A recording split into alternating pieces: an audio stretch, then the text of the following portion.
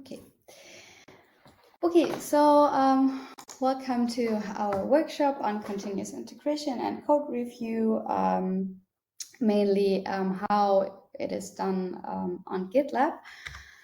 And for today, we will first have a short throwback to basic testing of code, then to continuous integration theory, like what is continuous integration, what do we need for that? So what is a runner? What is an image? And then I will give you an example pipeline, how a CI pipeline for research code could look like. And then we will also set up a pipeline together in GitLab. And then in the end, just some short recommendations on how to do code review also on GitLab. And just to make it clear, we will not learn how to write tests today, because that's a sort of a requirement to use CI. So before you can use CI, you should know how to write tests and test your code. So for today, we will only look at what is CI, what can you do with this tool, and how do you use that tool with GitLab. And you can ask questions anytime. You can write them in the chat. I have the chat right here. I can see it all the time, or just speak, because it's a bit of a complex topic, and it also builds on other abstract and complex concepts. So I myself, I don't fully understand every detail of it yet too. So just ask and we can figure it out together. Okay, then we'll start with some basics of testing. So first, why bother doing testing? Well, of course, we want to verify that the code doesn't crash when we run the code. For example, I don't know, your participants come and you want to do the experiment with them. It would be very bad if the code crashes in that moment. So with testing your code, you can make sure that this doesn't happen. Also, you should test if the inputs and the outputs are in the expected form and quality you need it to be. You can do performance evaluations to check if you could make your code more efficient, which sometimes makes a big difference when you have, for example, massive data sets. You should identify bugs, and then, of course, when you fix that bug, again, test if you actually fixed that bug. And then there are, of course, some more reasons, but these are the most important ones. We have different types of testing. We can broadly categorize them in functional and non-functional testing. So with the functional testing, we have the most basic one is unit testing. It just tests if a single atomic functional component of your code performs as it is expected. So for example, you just have a function which is supposed to square a number, and then with your test, you give a number to that function and verify in the end if that number is actually squared with your function. Then we have, can you see the laser pointer? Cool. Then we have the integration testing, which is a combination of different units. So you verify that your functions not only run as separate units, but also in integration with each other. And regression testing does basically the same, but you would always do that after you made a change. So to verify that the change you made didn't break your code. And the output of this testing doesn't necessarily has to be there is no change, because most of the time when you make changes, you actually want something to change. And then with the non-functional testing, you can do performance and stress testing, like I already said. When you have massive data sets, you should see what the computational and resource footprint of your code is, and understand how long it's going to take to process the data.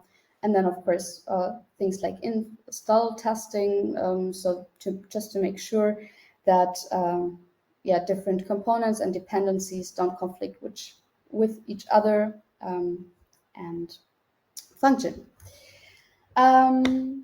So I first want to tell you where all this testing comes from, and it has the same background as CI and also softwares like Git and GitLab.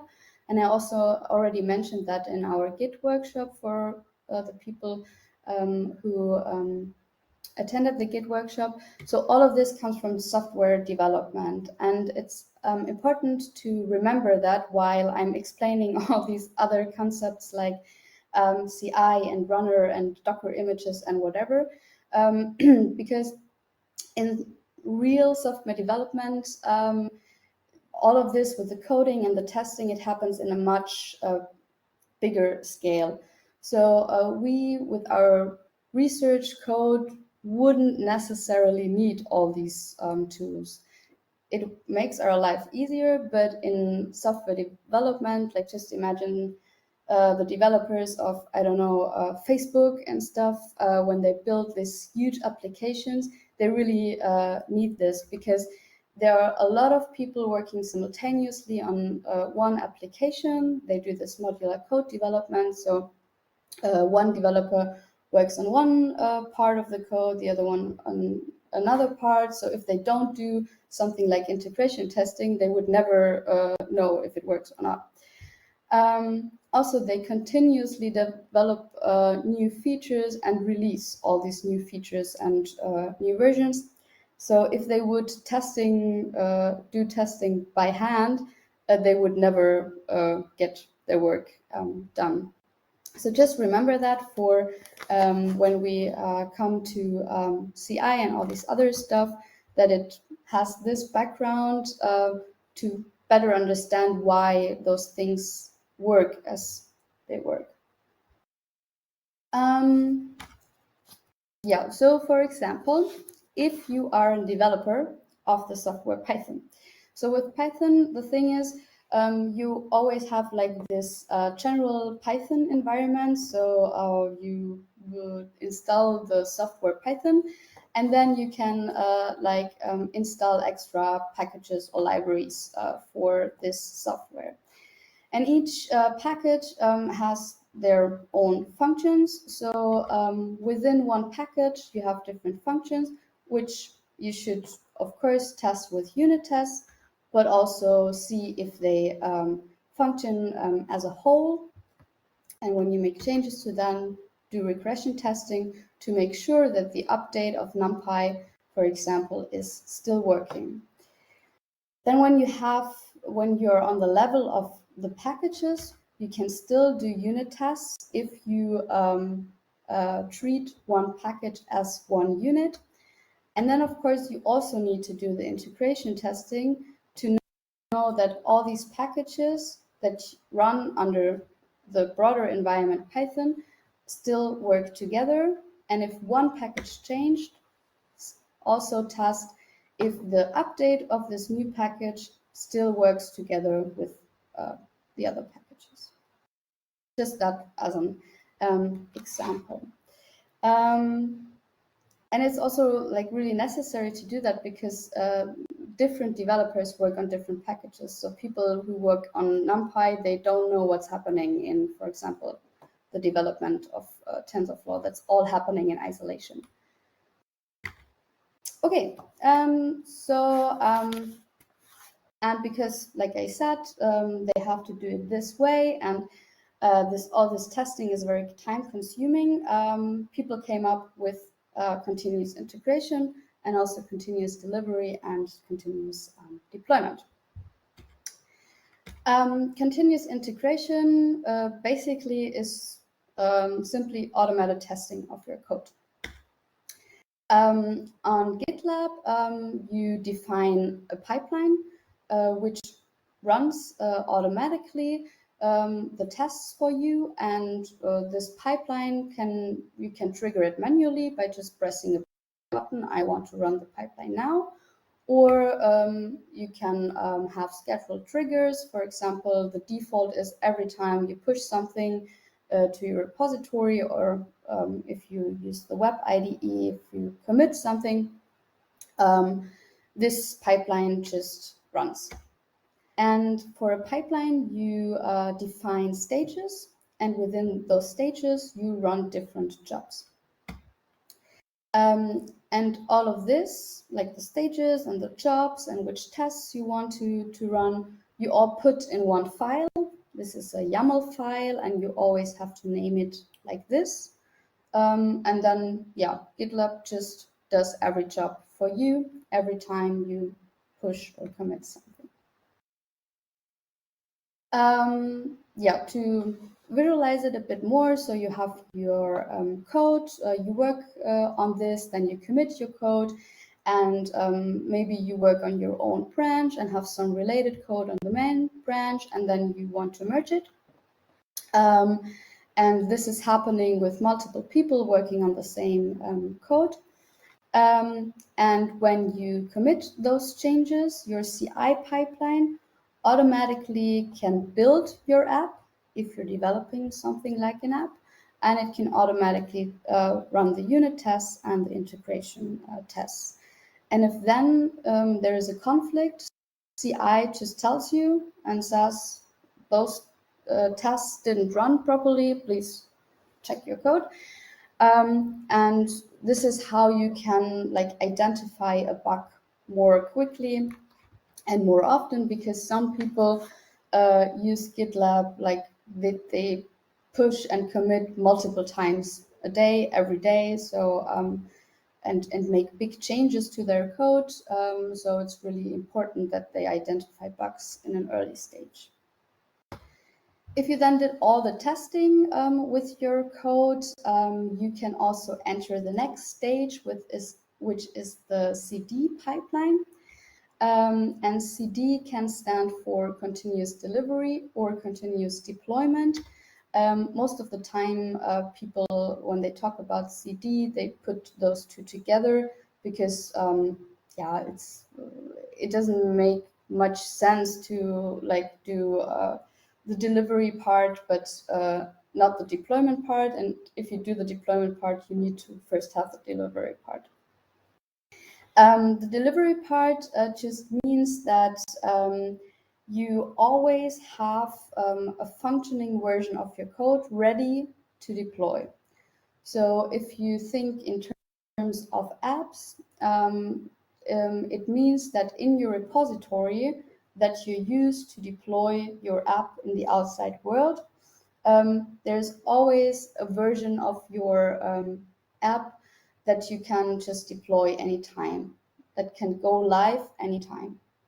And with continuous deployment, then actually this happens. So you just deploy your code in the outside world. For example, when in your app store you see there's an update available, that's when the developers deployed their app.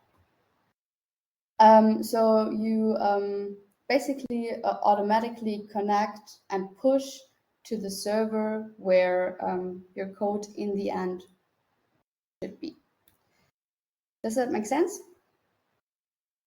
Cool. Yeah, so there are different types of pipelines. There are the simple pipelines that just run the stages one after another. That's the most common one, and that's yeah, the one you should start with when you start using CI. So for whatever reason in software development, they first build their app, then they test it, and then they deploy it. I would do it the other way around, but what do I know? Then you have pipelines for merge requests. So for example, if you use a pipeline for merge requests, you can spare the unit tests, because you run the unit tests in your own repository on the code, and only if you put it together with the other features, like for example on the main branch, you do then integration or regression testing. That would be a pipeline only for merge requests then. You can define pipelines that run on multiple projects, and you can also make parent-child pipelines so that you just have like one YAML file, but set different triggers. So say that this pipeline should run when there is a push, but this pipeline should also only run when there is a merge request, for example. So put it together, but still keep it separate in a way. Okay, so then we have to look at what we actually need when we want to start writing a CI pipeline.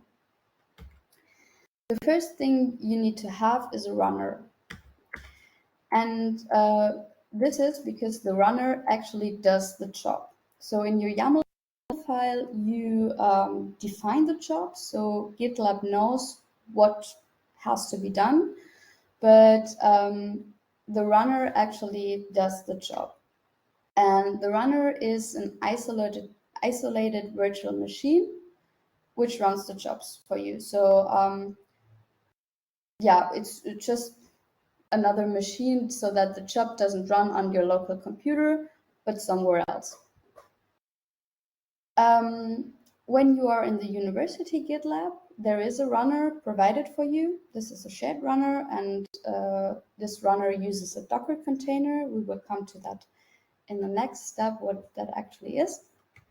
But you can also make your own runner and use it with the university GitLab. The advantage of the shared runner is, of course, that you don't have to administer a runner on your own. So that's a bit of a, it's a bit complex and not super easy to manage a runner on your own. So I would recommend to start with a shared runner. And so far, you don't have a lot of disadvantages with that. It could be that in the future, with an increasing number of people using the university GitLab, that it might be a bit slow, so that you have to like wait a bit until the runner can fetch your job and run it, because there are other people before you.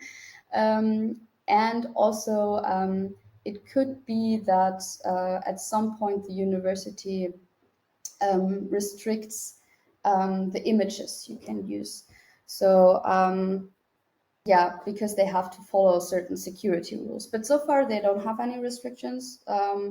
And I don't see it in the very near future that thousands of people will use the university GitLab. So the shared runner is totally fine. Okay. Oh, does anyone have any questions to what a runner is? Okay. Then let's see how what attributes a CI pipeline needs to run successfully.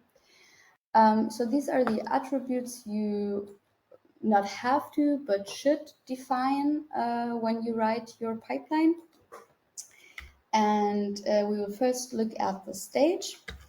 So a stage, yeah, it's just, you can use it literally. So it's just defining in which stage certain jobs should run.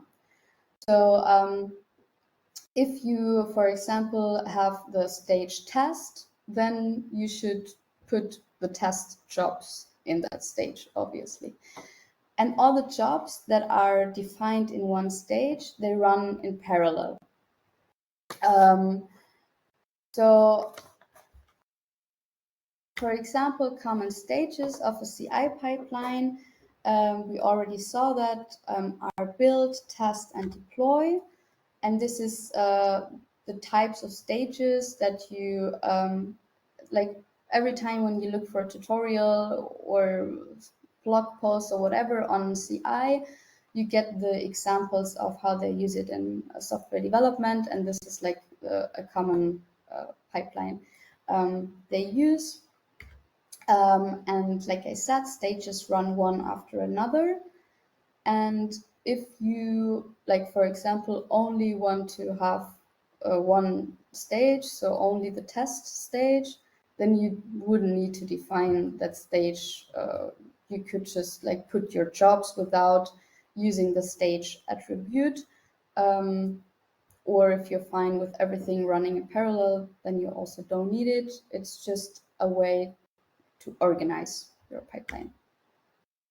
Here's an example how I would do it for my research needs. So I would actually first want to run linters on my code to see if my code is pretty. And then I would test my code, and maybe I would build and deploy it, but that's really stages you don't have often with at least my needs. Okay. Do you have any questions? Then the next attribute in a CI pipeline is an image. So for this, to explain this, we have to go back to our testing example Python. So again, imagine you are one of the developers of the Python software. When there is an update for NumPy, for example, then sometimes this update doesn't really work with, I don't know, an older version of another package. Or if there is an update of the global Python environment, it means that this update automatically pulls all the newest updates from the packages with it. So if you install the new version of Python, you also have to install the new version of NumPy. And sometimes all of this doesn't work together. So you wrote your code in an old version of NumPy, then you use the new version, and suddenly your code doesn't work anymore. This is because, the Python environment itself depends on your operating system. It depends on drivers, and the libraries are dependent on this one Python environment. And some people didn't want that because they wanted to keep their code in the old NumPy version, for example. So they came up with something like Docker. So Docker is a container engine which provides you with containers. And a container is basically a closed environment, like a package, that will always use the exact same software versions, the exact same drivers, and is also independent from the system it runs on. So here you have your computer, and then you have a virtual machine on which those container engines build on. And within this container engine, you have those containers. So for example, this container always has this certain version of Python and always this certain version of NumPy. It will never change. So a container runs an application without affecting the rest of the system and without the system impacting the application. And those containers are filled with container images. And those images are basically just the templates to say what should happen in this container. So which software version they should use, and so on. So this also means that depending on which image you use, you have different tools available in this container. So if you use the image Python version 3.9, you will have the environment of Python 3.9 available then to run your stuff. Just a quick side note, by default, GitLab uses the Ruby image. So if you need like a Python image or a MATLAB image or whatever, you always have to define that in your pipeline. If you don't call an image and define an image, GitLab will also always call the Ruby image, which you most probably don't can't use. Okay, that's a question.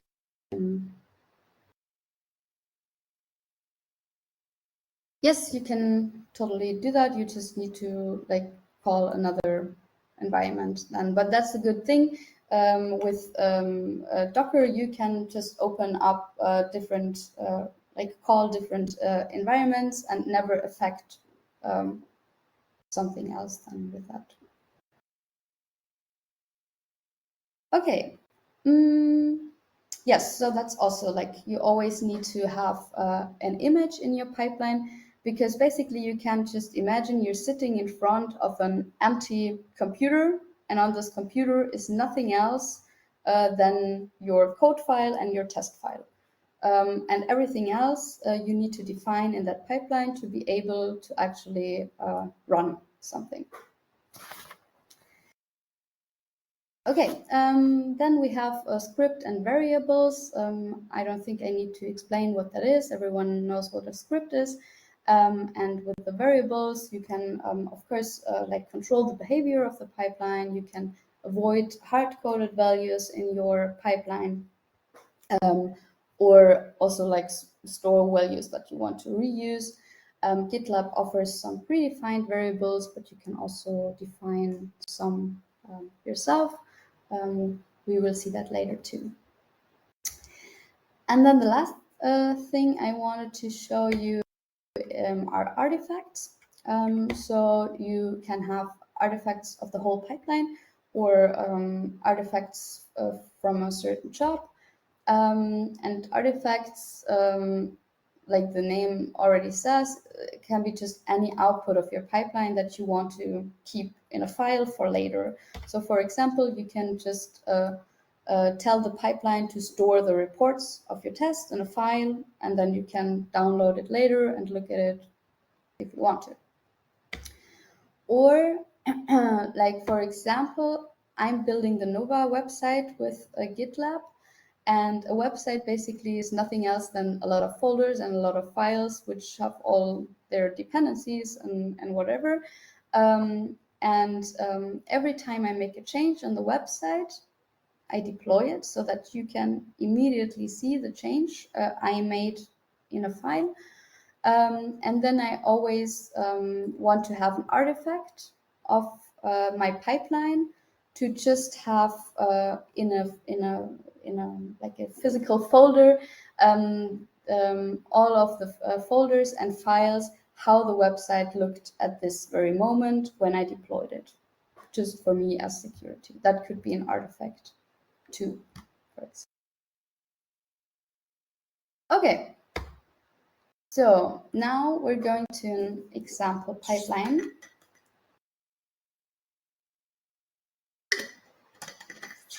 So I will just show you an example how your YAML file could look like. And after this, we will go to GitLab and also write something together. Okay, so like I said, you need this GitLab -CI YAML file. And the first thing you want to think of is which stages you want to run.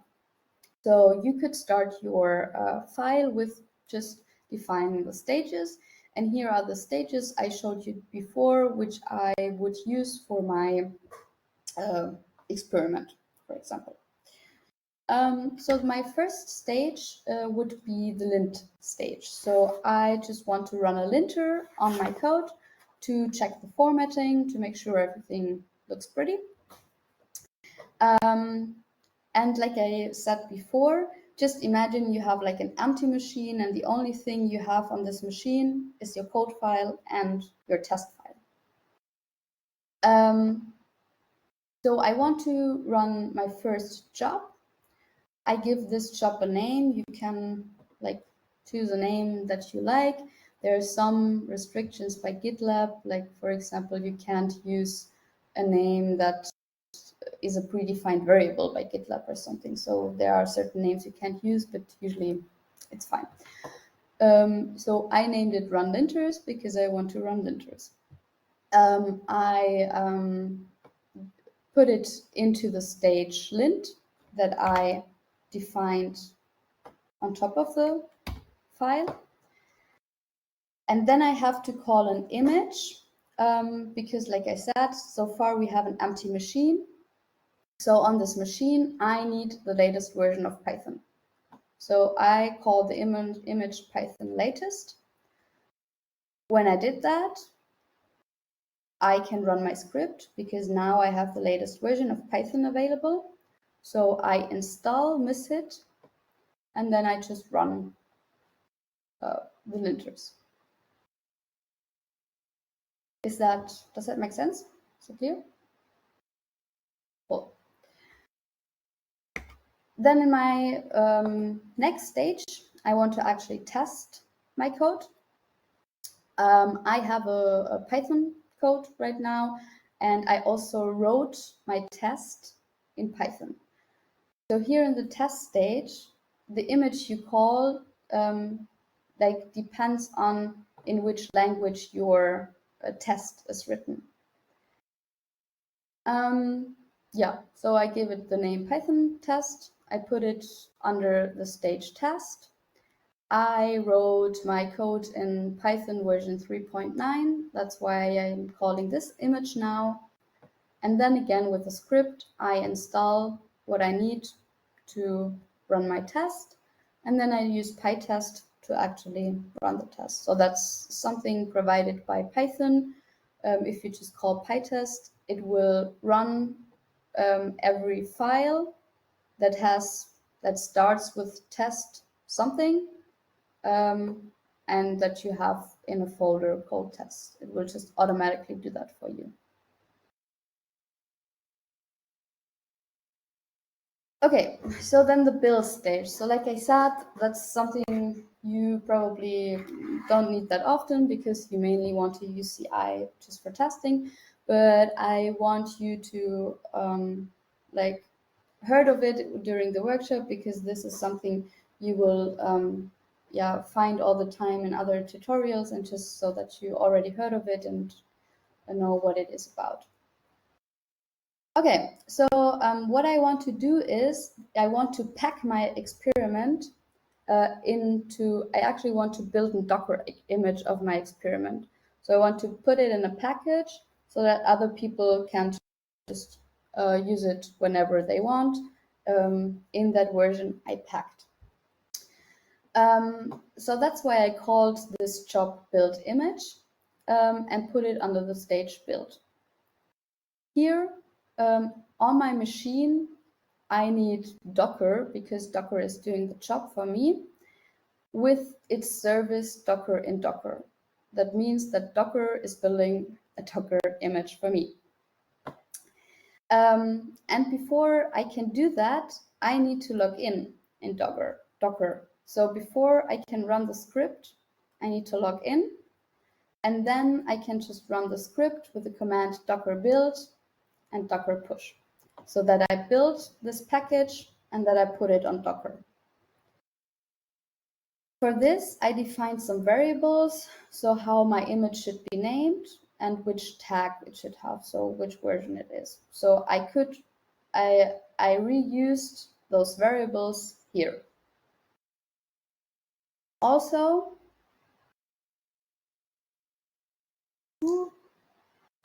here I have two other variables, but you can't see it here in my pipeline that I defined them. This is because those are sensitive variables. So this is my username and my password, and I don't want to put that in the pipeline for everyone to see that. So I went to the CI settings on my GitLab repo and stored those variables as masked variables in my CI settings. So I don't have to define them in the pipeline, but can just use them like this without anyone seeing my username and password. Yeah, that's what I would do in the build stage. And then lastly, I would deploy this image to our team server. So in our lab, we have a server that is shared where we put code that can be reused by other lab members too. So I would just deploy the package I built, the image I built to that server. So I put it in the stage deploy. I call my own image that I built in the step before. I, of course, need the server URL, and then I just deploy my image or my app to that server. Okay, is that clear? Cool. Yeah, then there are some additional useful keywords. So for example, if you want to only, the job only to apply to the main branch, you can put only .main. With cage, you can, if you, sometimes you need to, for example, download things from Git first in your pipeline. And if you then want to reuse it in a later step, you can use the cage keyword and define the path. And also the extends keyword, we need to use now to reuse some configuration sections. But you will see that now when we go to GitLab. So you need to open your university GitLab now.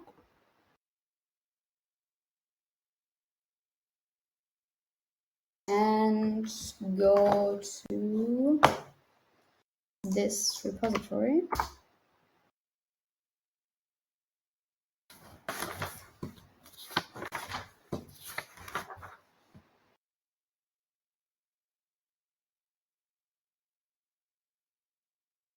And you can just, I don't know, give me a thumbs up or whatever when you're there.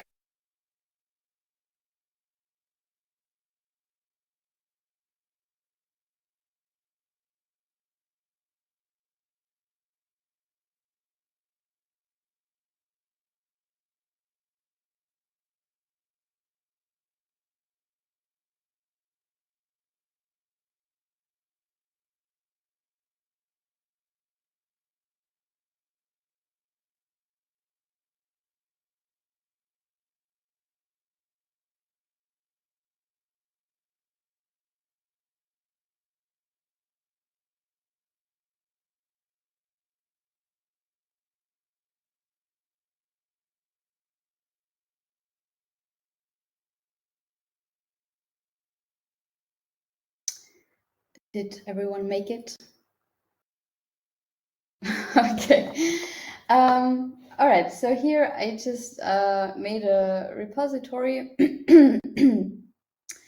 for some MATLAB CI because yeah, a lot of people in the SFP work with MATLAB, and the MATLAB CI is a bit more complicated than the Python CI. So what I just showed you in my presentation with this Python PyTest and so on, that's, you can just use it like it is in the presentation. But with MATLAB, we need to do some license stuff first. So I just wanted you to see that. Yeah. Okay. So in my repository, which you should fork. Did I already said that? No.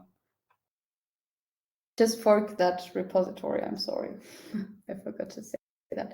So that we can, so that everyone can type it and has it saved for later use.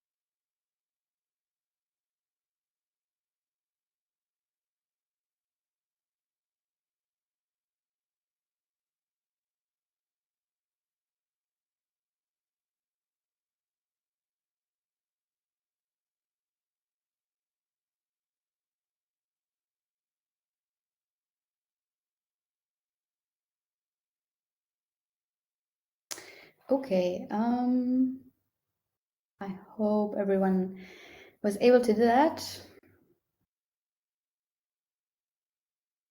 Okay.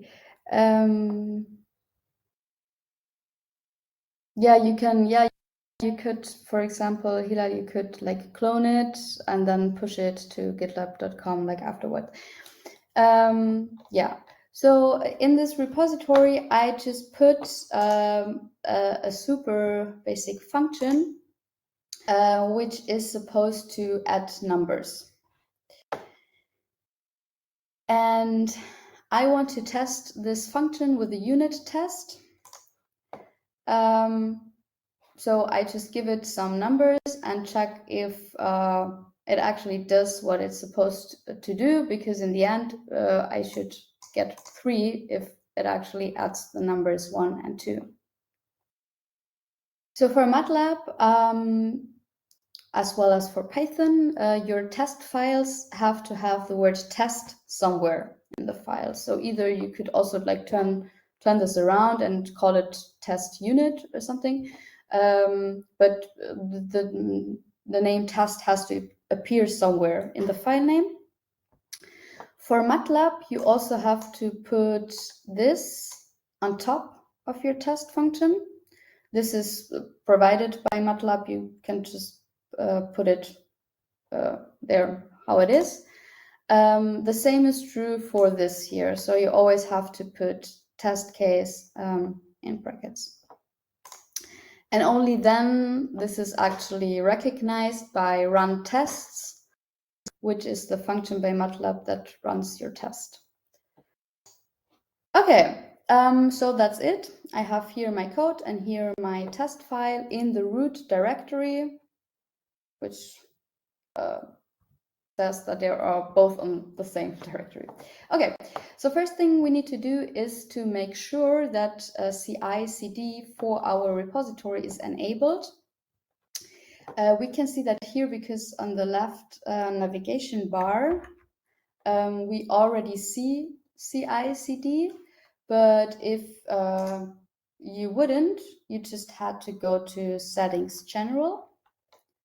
And then here under Visibility, Project Features Permissions, you click Expand, and here you have all the settings you can choose for your repository. And here you will also find CI/CD, and here you can click on this button to actually have it enabled for your repository, but we already have that. Then we also have settings specifically for CI/CD. So if we click on that, you can see here, for example, we have runners. When you look at this, you can see that there is this shared runner available. This is the shared runner from the university. But you could also, put your own runners here. Then here under artifacts, you can just choose if you want to keep artifacts or not. And here under this variables, that's what I mentioned before, like this variables for my password and username, I would put here. So I would put here add variable and create a masked variable, and all the variables you define here and put here, you can just reuse in your pipeline without defining them again inside the pipeline. Yeah, so that's the most important settings. So to actually write the pipeline, we just go to CI/CD. And then you should see there is no, like we don't have a YAML file right now. So we just go to editor and go to configure pipeline.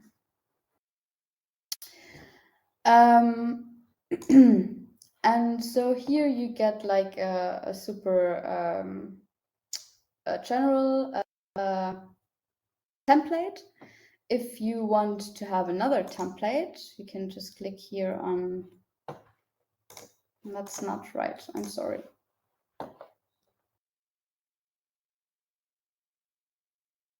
I want to, why does it show it like that? I think because I had a pipeline before and just deleted it. Do you see that too, or? Okay. So, well, anyway, we just go to configure pipeline, and you should be able to like have select a template here, like right next to it. But we need to get rid of all of this anyway, because we want to make our own pipeline. So for the MATLAB pipeline, we need to start with setting our configurations. So we need to configure MATLAB defaults to use it later to run our MATLAB tests. So we start by, wait, can I make it? We start by typing .matlab _ defaults. So here at the beginning of our pipeline, we just define which MATLAB image and license we are going to use, because MATLAB wants to have a valid license from us. So we just put here the image that we need.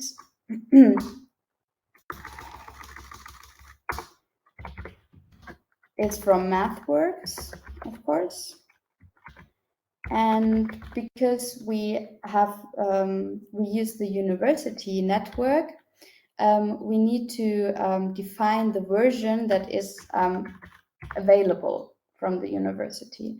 And so far, the university has the versions up to 2022b, but nothing newer. That might change sometime. But for now, they only have this. Then we need to put this. It's too bad that I don't have the template. Anyway.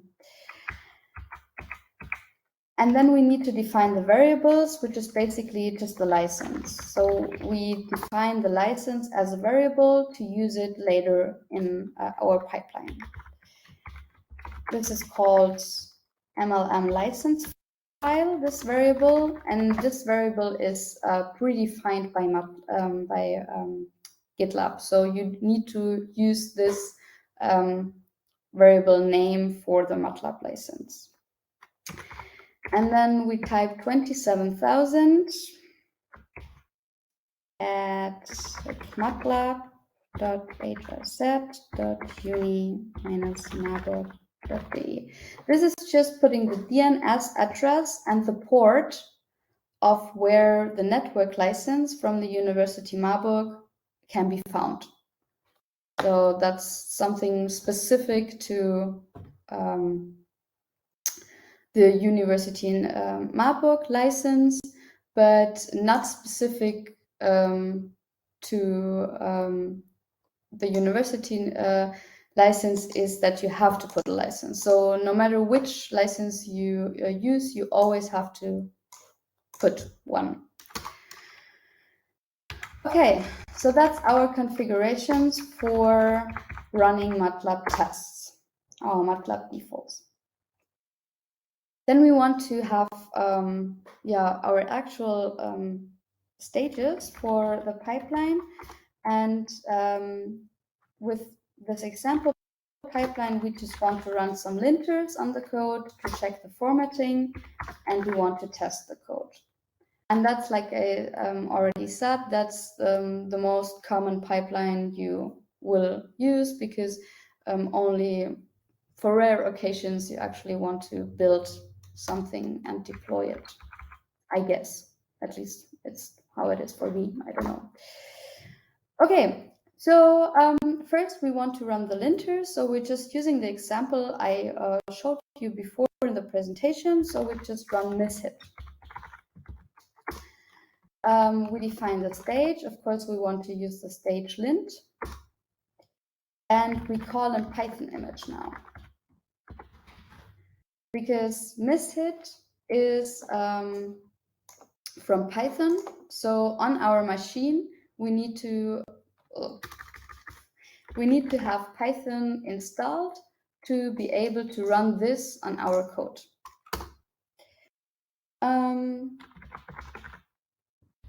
And then we need the script. So we need to install mishit, and then we need to run it.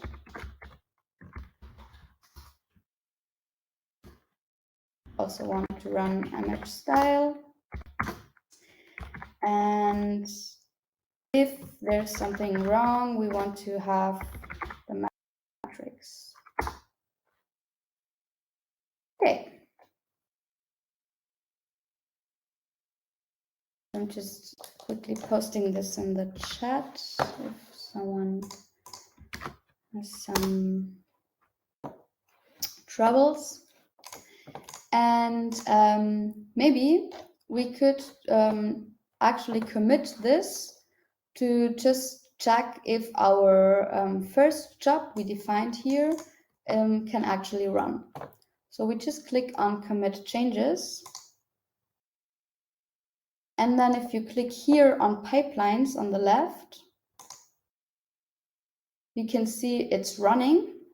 And if you click on that running, you can see here, our pipeline consists of the stage lint. And in this stage, we run the job mishit. And if you click on this, you can see the output from the CI. So it's just doing what we told it to do. So it prepares the environment on our shared runner. Then it installs mishit, and then it just runs this. And it tells us everything seems fine. So we don't have to change anything on our code to format it in a better way according to this automatic linter. Okay, does anyone have any questions to that? Okay, so then we go back to our editor because we still need to run the actual test.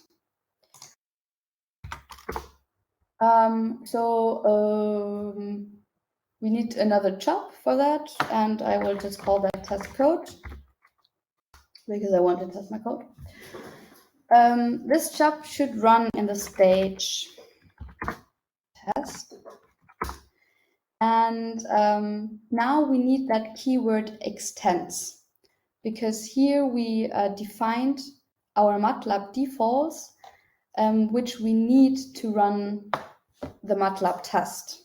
So we just type extends and then reuse the MATLAB defaults, just like this. And then we run our test with a script, which is just how you would do it in MATLAB. And we want to have the results from the function run tests, which is provided by MATLAB. And we want to run tests of our file, our test file, which was called unit test. So my file with a test in it was called unit_test.m. So we just call it here like this. Okay. So I'm just posting that in the chat.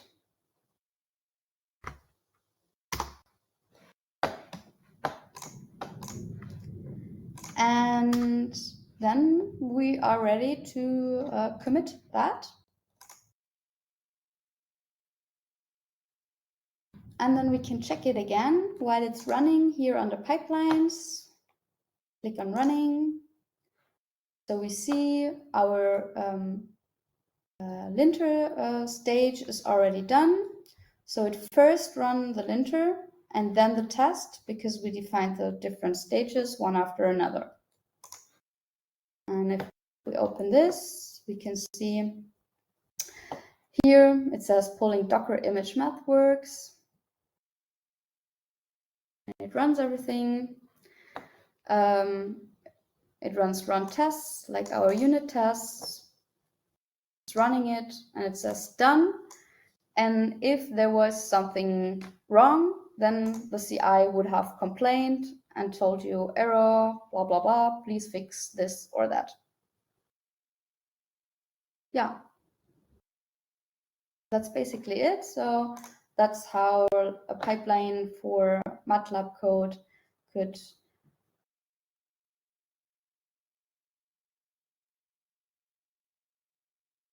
Yeah, so here's the question, like if you want to have all the tests, so you're saying like you have a folder called tests where you have all the tests. Yes, I wanted to show that right now. So if you go back to the repository, I put a bit of a README in it, and here again, like the MATLAB defaults.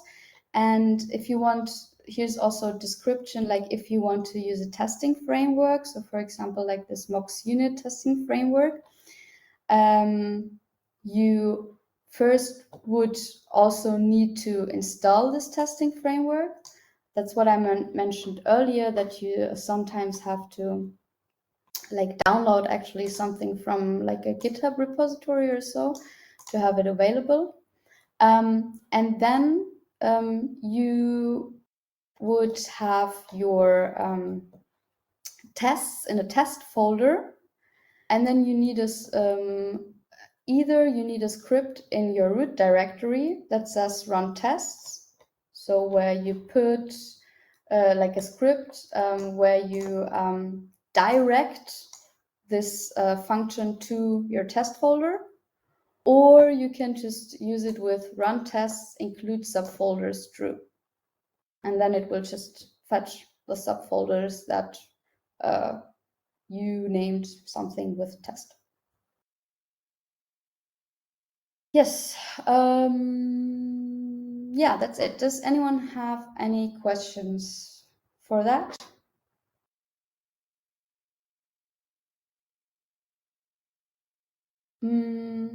If not, we can like take 5 minutes and then we go to code review.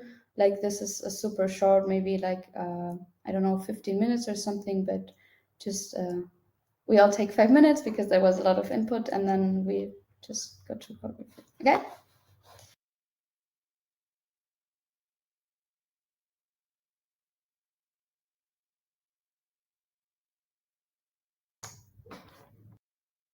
Okay, so I actually forgot to show you this slide.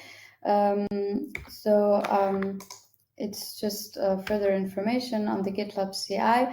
So to actually be able to run this CI, you need to be a maintainer or an owner of the project. That's with the runner. I already explained that to you. And then one important information, like even if your pipeline fails, your repository will still be updated by your latest commit.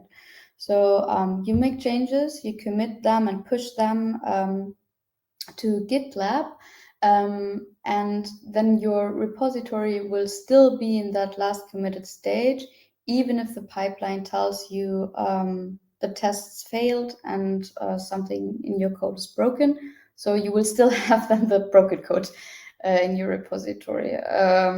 That's because I didn't understand that, so I thought like when the pipeline fails, then my code isn't there in the latest version, but yeah, it's still updated by that, and then you would need to check that and maybe go back in your commit history then. Yeah, and always like if something is going wrong or so, maybe first take a look at the settings for the CI CD, and also like especially for MATLAB, like it took me a long time to figure out that I need to I don't know, put this keyword test case there and stuff like that. So if like the pipeline written is fairly it's fairly easy to write a pipeline. It's not so complicated, but everything that is like working behind that pipeline that you actually don't see is mostly the stuff that doesn't work. Yeah, which is why I also wanted to tell you about this runner and image stuff, because yeah, oftentimes it's because of things like that why it doesn't work. Anyway, here I have some resources. So I will put the slides also on the website, and then you can check that out. And now, yeah, a short section on code review. So why should we bother doing code review if we already do all this testing stuff? So the goal of a code review is not to like see if the code technically works, but also to find strengths and potential areas of improvement of the code, independent of yeah, if it works. And also the tests for the code are like mainly also written by you. So the developer themselves write the tests for their own codes. So it's always a good idea to have like a second perspective, not only on your main code, but also on the tests. So to check if those tests are actually needed or even appropriate for your code. Also, it's a good opportunity to find alternative approaches, to learn new things, and of course, very important, the reusability aspect.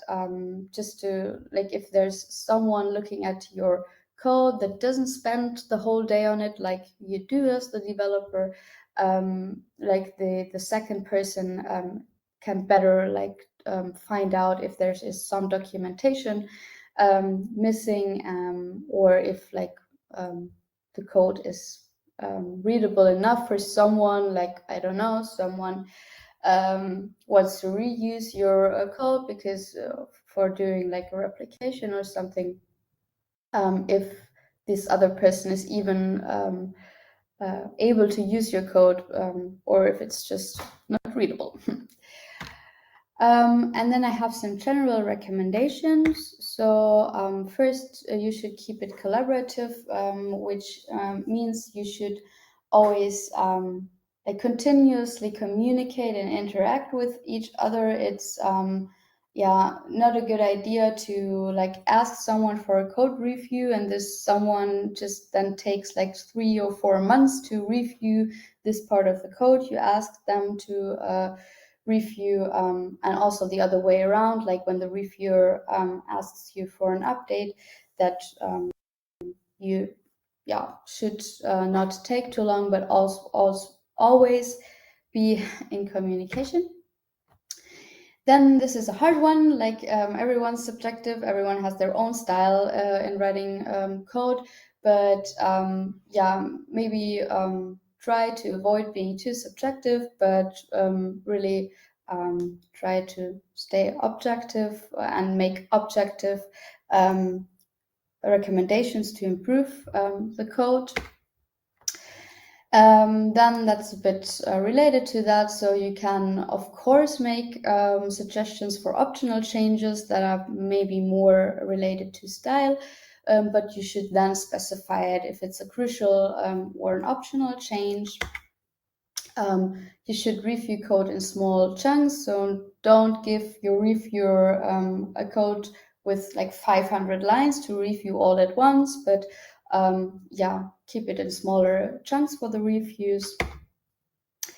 And then, of course, as the developer, you should first prepare your code before you give it to the reviewer, like all this formatting stuff and yeah, the technical testing and the documentation you should have prepared before you give it to the reviewer, so that the reviewer doesn't have to make comments like, can you please update the documentation, or can you please check the formatting of this. And then most importantly, be nice. And I know these are like super general recommendations, and you probably learned nothing new now.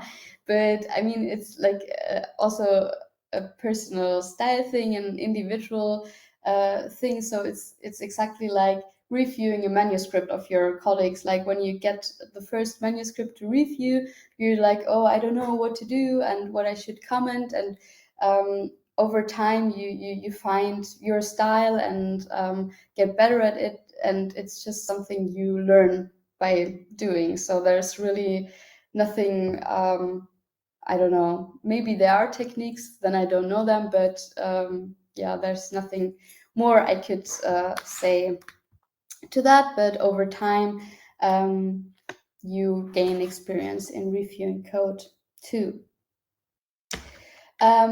We have different approaches. So there's this pair programming. This is when you, like in real time, code together on one code file. You could do that, for example, with Visual Studio Code. They have this live share extension, so you could actually like live code together in one file.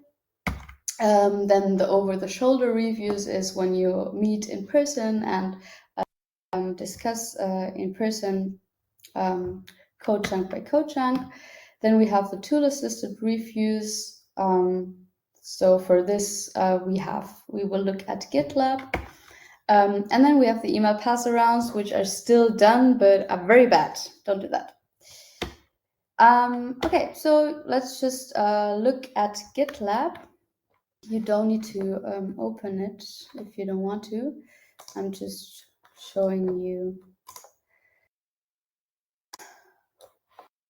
Okay. So if I would, for example,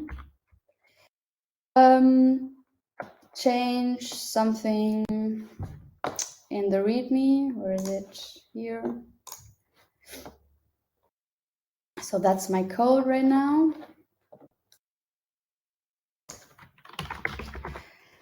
And so I modified my code, and now I committed to a new branch and start a new merge request. So for example, I'm calling, naming this branch review, and then the date for today, and start a new merge request. And then I can give this merge request a title, for example, please review new code changes. Then here I could write my reviewer a message, what exactly the reviewer should like focus on or something. And maybe describe a bit more what I changed from last time to this time. I mean, you should be able to have that in your version history if you always wrote good commit messages, but yeah, who does that? So I'll just write a message to a reviewer. And then here you can just assign a reviewer. So I have no collaborators on this project, so there's only me listed.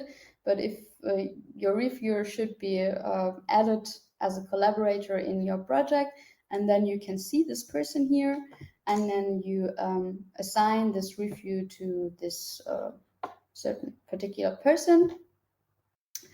Yeah, and then you just create a merge request.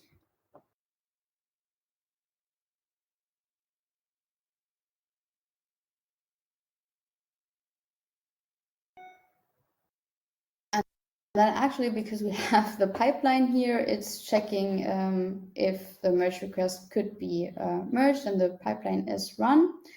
And then me now I'm the reviewer, I will see it here. The review requests I see here. And now I'm in the role of the reviewer, and I just go to changes. So now I see the changes that were made from the last commit. And if I wanted to yeah, review this and leave comments, I just go here on the side and make a comment. This looks good, for example. Yeah, that's basically it. And then when you're done as a reviewer, you can just assign it back to the developer, and then you can also give your approval if you want to. Yeah, that's it. And for this too, I put some resources in the presentation. So does anyone have any questions?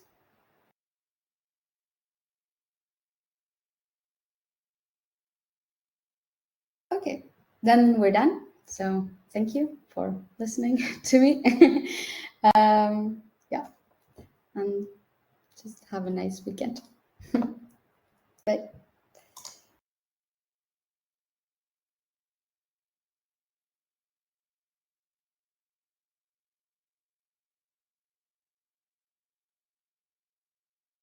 You are currently the only person in this conference.